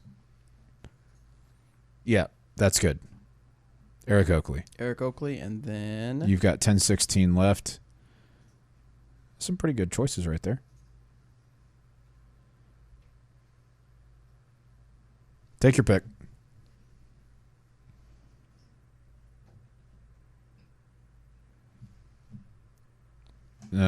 No? Mm-mm. Yep. Why not? All right. Good luck, everybody. Pick our alternate. We'll keep on moving. Our alternate is... Redbeard says, and with that, Eagle wins it all. Yeah, Redbeard, I think he has a great chance to win it all. We're trying to play smart with our points, though. Yeah, we got too many people. We'll see how it goes. You have to tune in next week to find out how it went and what our picks are. Huh? I can't tell you here on the air. It's a secret now. It's a secret. We have to see how it works. It's a secret now. We'll see. You have to tune in next week. Doc, I appreciate that. Robert is not playing in this tournament. And even if I was, you should probably not pick me to do well at a national tour that I've never played the course at. You can respect the reference. I choose business ethics. Anybody? Billy Madison? Okay. James. Let's keep it moving. Holzhauer. Yeah, this is the guy who's been on Jeopardy. This is the guy who's been on Jeopardy. I'm sure if you've been watching any of YouTube or the news or anything like that, this dude has made over $2 million on Jeopardy. He was in the hunt to break Ken Jennings' record, which was over 2.5 million. I think that was in 74 episodes. He was faster to reach the 2 million mark. I think he did it in 30-ish episodes, 35, 38, something like that. But he lost this last week. He actually got the final Jeopardy question correct, but he was in second place. And the girl who was leading ended up answering the question correctly as well. And she wagered a crap ton, so she ended up beating him, bringing his run to an end. But the dude set some crazy records on Jeopardy. Single episode record, $131,000. That's incredible. I mean, just nuts that you could get that much. Winnings per episode of just over 76,000. Most champions are around like the 15 to 25,000 mark. Ken Jennings at the height of his thing was around I think like 38 or something like that per episode. So it's just nuts. It was cool to watch. The dude's insanely intelligent, but he lost, so rip. So James. 2 single game winning records. So in a single game he won 131. How much did James win total? Over 2 million. Over 2 million? I think he was around 2.2 when he lost. Okay. He set the single game record earlier with 110,000 and then set it again at 131,000. Wild. Freaking wild. That's crazy. Yep. That's some smart people right there. He is killing. And he said one thing that I thought was really interesting is like the people who come on the show, they go through rigorous tests to even qualify to be on the show, right? Really? So most of the people know most of the answers. It's how well can you manage the buzzer? Because he said they have like a thing of lights around the board that lights up when you can ring in, and it's just how quickly can you ring in at that point. So the people who have done the best on Jeopardy are the best ringer inners, and he was one of those. We should create a game show where it's just who can ring the bell faster. Okay, I'm interested. I won. I said we should start a show. Once you go, no, I beat you. No, I already won. No, I started the show. There's a documentary on Netflix on the Fire Festival. I watched. Did we lose everybody? Oops. We'll see. So let's see. Continue broadcast. We should keep going.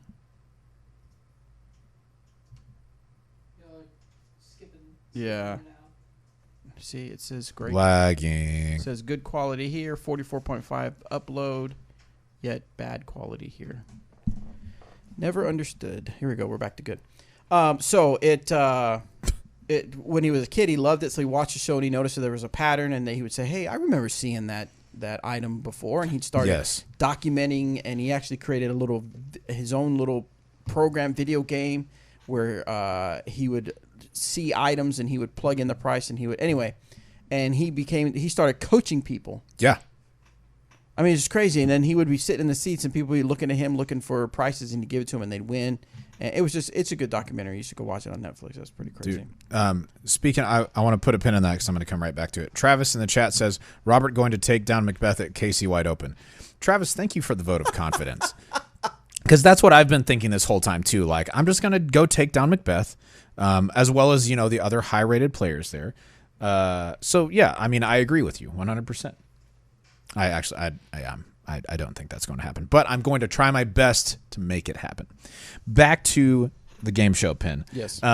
There's a video on YouTube I've watched a couple of times about this dude who cheated, who wants to be a millionaire. Have you watched that one? No. It was super interesting. So he's down here in the thing, and then he's got his wife is in the audience, watching along, and then he's got a guy who was next to him in Fast Money, the thing that you do to get on the show. Right. Those guys are working together. So the guy in Fast Money who doesn't quite get on the show knows the answers just because he knows. And so when they're reading off the answers to the questions, or the possible answers, the dude coughs when it's the right answer. Like he coughs after the right answer. Whoa. And the dude starts talking through it. It's the documentary is not Slumdog Millionaire. But that one, I thought that was super interesting. And they get so into 100% cheating. And everyone, just to hear about how it felt fishy that it was going on. But anyway, you should check it out if you haven't. It's on Netflix too? That's just on YouTube. Oh. Someone asked about the courses that we played at Junior Worlds: Hammond Park, Flint Hills Tech College, Peter Pan, Jones West, and Jones East, and the Emporia Country Club. So just about every course we have here. Someone says, will we be there? Yes, we will be here. Yeah, we will be here for Junior Worlds, as well as some of our touring professionals. Don't know which ones exactly yet, but some of them. Also, some of the non-touring professionals. Also, some of the non-professional employees. So there you go. United States Post Office launches campaign to spread awareness of dog bites to mail carriers. This was interesting. Say, please restrain your dog. # responsible dog owner. Yeah, I just saw it. This is trending on Google. The Postal Service is tired of having postal workers get bit by dogs, so they're making this a thing. They were wearing shirts that said, please restrain your dog, # responsible dog owner, because they said over 6,000 Postal Service people got bit last year. So we all people know jokes about Postal Service workers and dogs, but dang, man, I didn't know that 6,000 of them got bit last year. That's insane. That would be scary. But yeah, seriously, do something about your dog, man. Keep him inside or put him in the backyard or something. Anyway. Crazy. I like this question. Caleb says, what would you say is the rating of the average Joe disc golfer? Just a normal dude with a couple discs who likes to play with friends once a week. 5. No, that's incorrect. Yeah. What do you think? The average Joe is 880. That cannot possibly be correct, Bobby. Is 780. That might be more correct. Okay. I don't know. If they only have a couple of discs, 804. No, they would have to be rated lower than you. You actually know how to play disc golf. These people go out and just toss. I don't know. I've always been interested. When my wife wants to go play disc golf, she'll say, "What do you think I would be rated?" And I'm like, I don't have any idea, without going to a tournament or whatever. But I think they'd be a little bit lower than that. I think they'd be in the 700s ish, maybe 750, something like that. It's a guess. Let's see. You have on here Raptors lose game 2 series tied at 1-1. Yeah, if you've been keeping up with the NBA playoffs, we know that Kawhi Leonard and the Raptors it's Kawhi Leonard. Sorry, rolling that back for you, Bobby.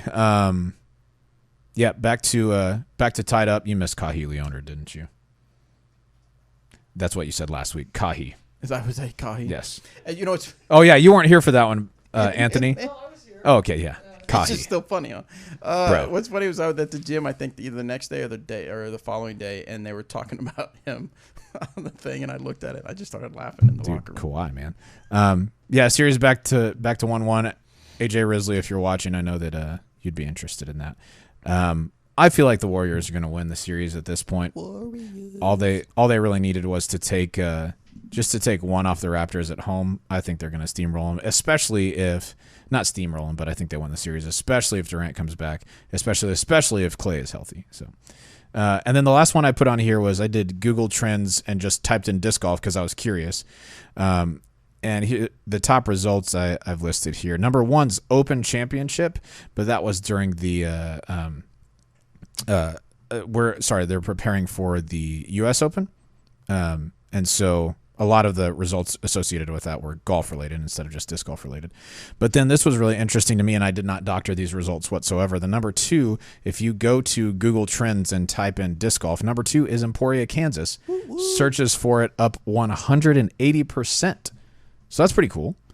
The third one, Longs Peak, which is a mountain in Colorado, that's 130% increase. And then a couple of guys that you might have heard of if you go and Google disc golf trends. Nathan Sexton and Paul Macbeth up 60%, up 50%. That's just what came up whenever I typed it in. So very cool. Yeah. Any questions more left on I Can't Watch NBA? Just paying attention to the scores after the fact. Yeah, Rip Bucks is correct. I wanted to see Giannis take his shot at it, but sorry, bro. Yeah, what other questions you guys have in the chat? What have you been watching or thinking about or, wondering about that we can maybe answer for you? My father is a letter carrier. Number 1 rule, don't spray your mace and walk forward toward the dog at the same time. That makes sense. Is the guard a deeper warden? No, it's the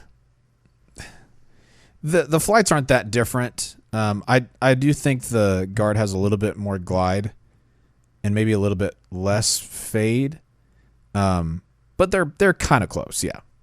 They're not super far apart. Doug, I've watched the cold open of Letterkenny for 1 episode, and that's all I've seen of it. The what? The cold open? Never heard of it. Cold open is like the 2 minutes before the start of a show. Okay. You've never heard of a cold open? Mm-mm. Huh. Yeah, I will. My daughter's mom is a letter carrier and is bit at least every 3 months. Seriously? Golly. Ooh, yes. Okay. Scroll down to Matthew's comment. Pronounce? Yes, I want to see Bobby pronounce. Where? It's at the top of your screen right now, yeah. I want to see Bobby pronounce. This is a famous NBA basketball player. This is kind of unfair because, well, you'll understand why in just a second. Are we going to get requests now? People are just going to say, I think hey, so. I want to see Bobby pronounce this. I'm interested. Where'd it go? You'll have to scroll up a little. There it is. Oh, I like how you misspelled pronounce. You want me to pronoun it? Pronouns it. Giannis? Okay, that's actually not bad. Giannis. Oh, I didn't think about this. Yeah, Greek. H sound. Antetokounmpo. That's actually really close. I mean, pretty close. That's because I thought about it. Normally, what I do is I don't care, so I just go with whatever comes, whatever sound is my mouth makes. That is Giannis Antetokounmpo. Antetokounmpo. Yes, one of the best players in the NBA right now. Thank you, Matthew. For pretty that great laugh. Pretty great. I did see there was a guy on YouTube who made a video of just him mispronouncing NBA names. That was hilarious. And I can't direct you to the link because he says a word or two that I shouldn't say on the air. But it was very funny. What flight numbers and shot shape can achieve the most distance? Emilio, if you're talking 544. EMAC truth. If you are talking full open field distance, what the world distance records have been set with are very fast, very understable discs, usually in air plastic. But if you're talking practical stuff, the people that throw the farthest in the game right now on more golf lines are throwing pretty high speed stuff, 12 or 13. Good glide, not a ton of turn. Usually they're either forcing that disc over or they're using a beat up one of those discs. And then not a ton of fade, but enough that it doesn't turn and burn. So probably something, maybe like if you think of the Raiders numbers, I think something like that has the potential to be a very, very long flying disc. That's a 13, 5, what is it? Negative 1.5 or negative 1 or negative 0.5. Maybe it's negative 0.53, something like that. They're pretty good. Someone wants to have a Dimax with you in a bathtub of queso. It's just... that would be gross. That's funny. Chaser says Robert and Shane McCall versus Paul and Hannah Macbeth. I'll give the Macbeths 5 strokes so they have a chance.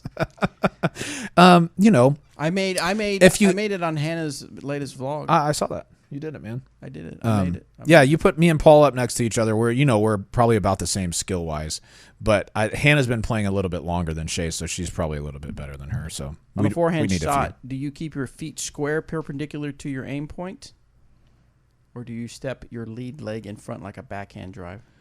I don't do an X step on a forehand. I just kind of do like a hop. And normally I throw with my toe more pointed toward my target, as opposed to how you would do with a backhand with it pointed sideways. But I've seen people do it a lot of different ways. I've been just laying on my back and literally throwing with my toe. How's that been working for you? Pretty good. I'm still rated 804, so. Solid. What other questions we got in the chat? Anything comparable to a Discraft Zone for a forehand flick approach disc? Any of the Trilogy line would be fine. Stability wise, you're probably looking at something like a harp. It's deeper than a zone for sure. Feel wise, you're probably looking at a suspect. It's a little bit wider diameter, I think, than a zone, and it feels more like a zone. It's got a bead where the zone doesn't, but it's not quite as overstable. So you might want to check one of those out. How to prevent forehand throw turning over? Tony, if your disc is turning over, you're probably rolling your wrist over. And so when you are getting ready to throw, ensure that your wrist, if you're still watching, Tony, so do we have a disc around? Will you hand me that? All right, Tony, so here. I'm holding my forehand shot and I'm throwing this way. I want my forehand to kind of just be like a door swinging open and closed, or even slightly up, right? Just to make sure that I'm not rolling it over. When you do have forehands turn over, it's when your wrist rolls at impact like this. Instead of sideways or even slightly up, it rolls over. That's what's going to cause it to kind of torque and get to the left there. Is the Vandal going to knock out your Maverick, Bobby? No. I still need the Maverick for a more slower shot into the fairway. The Vandal, I notice, is a little bit faster than my Maverick. And also, if there's some wind going on, I notice that the Maverick can turn over for me, so the Vandal will step in for that role if it's got some nice headwind. Sweet. Doug says, did Paul make Discraft better stamps? I feel like they had the worst stamps until Paul came aboard. I would assume he probably didn't make the stamps, but I'm sure he worked with one of their graphic people to make the new ones. And I've seen, some cool two-foil stamps that they've been doing. Sam says EMAC is crying and EMAC is being used for forehands. I don't think he would approve if he was here. Spectral says, something that works like a gator. I can't find anything to save my life. I think the Justice is going to be a little bit more overstable than a gator probably, so you might want to check that out. Something similar without a bead would be an Anvil from Westside Discs. Check that out. Someone says, expect money. Renegade is a good distance driver for 300, 350 power players. I throw the Renegade, and I really like the Renegade. Yeah. Quite good. So, all right, guys. Well, I got to get to editing these so that these can be ready for tomorrow. So, thank you so much for tuning in and for listening. We appreciate you. Yeah. Especially on the YouTube for the questions that you sent in during the live portion of the after show. What else? What do we got coming up? When is the DDR Trilogy Mystery Box coming back? I'm not sure. If we told you, it wouldn't be a mystery. I love using that line. Hey. But we do have some new releases coming out this Friday. Not any new molds, but some new stamps, including the one that we mentioned earlier, the Lone Raider and the Be Judged. Is it called Be Judged? Something like that. It's the artist series. Yeah, artist series where we have an artist that we have working for us, doing some stuff for us. So anyway, guys, make sure you are tuned into our newsletter. Make sure you tune in to us on Facebook and on Instagram and all the places so you know what's going on. And we'll see you on the next episode. Yeah.